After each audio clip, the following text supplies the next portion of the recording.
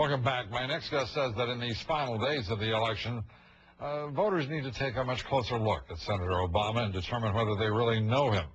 My next guest says Senator Obama may have a more radical agenda than voters truly realize. Joining me now is Stanley Kurtz, contributing editor to the National Review Online, senior fellow at the Ethics and Policy Center. Stanley Kurtz joining us tonight from Washington, D.C. Stanley, good to have you with us. Thanks for having me. You've been looking into the Obama record for some time. Why has there been, in your judgment, so little interest on the part of the national media in looking into many of the issues that you have? Well, Lou, I guess I have to put that down to a bias in the media. I think there's some pretty fundamental issues. For example, we're just now finding out there's a lot of evidence to indicate that Barack Obama was almost certainly a member of a pretty far left-leaning third party called the New Party. Now, when a presidential candidate had a close relationship with a third party, that's so fundamental. You would think the media would have to report that. So I have to put the failure to report that down to bias. And when was he a member of the New Party? This would be in 1996 when he ran for his first elective office, the Illinois State Senate. He was endorsed by the New Party, and all our evidence indicates that he was also a member of the New Party. At a minimum, he worked very closely with the leadership of that party, which had a very redistributionist point of view, synchronizes very closely with what Senator Obama was saying on that 2001 radio broadcast the other day. Let's listen in to Senator Obama, if we may.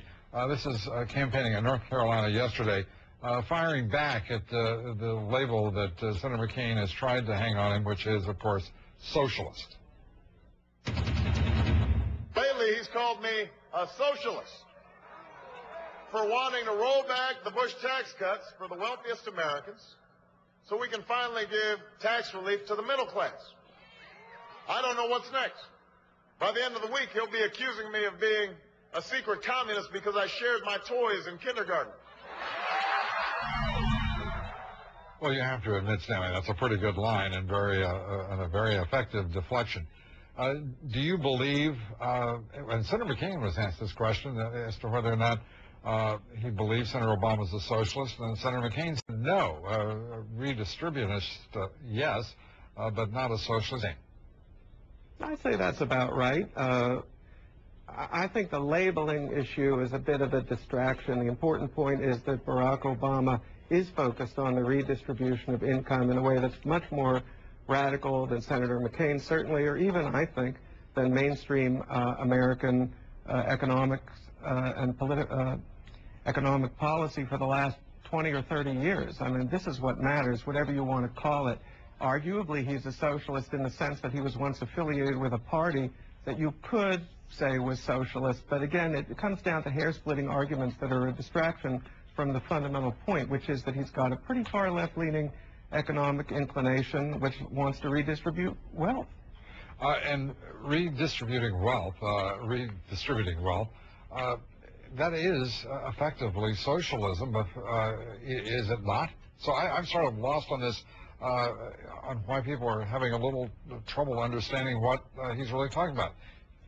Well, Lou, in some technical definitions of socialism, we're talking about public ownership of the means of production. Right. And, you know, nothing that Senator Obama has said openly advocates general public ownership of the means of production. But if you look at this New Party that he was so close to, they have something that verges on that position as perhaps a long-term agenda. And in the short term, they're trying in a pragmatic way to move the economy closer and closer to that in a careful, incremental fashion. And you can certainly argue that Senator Obama has this incremental radicalism. He wants it in little pieces, little chunks, but the long-term goal, you could say, might be something close to socialism. But again, we get distracted by the label and miss the basic radicalism of the point of view. Stanley Kurtz, great to have you with us. Thank you for joining us here.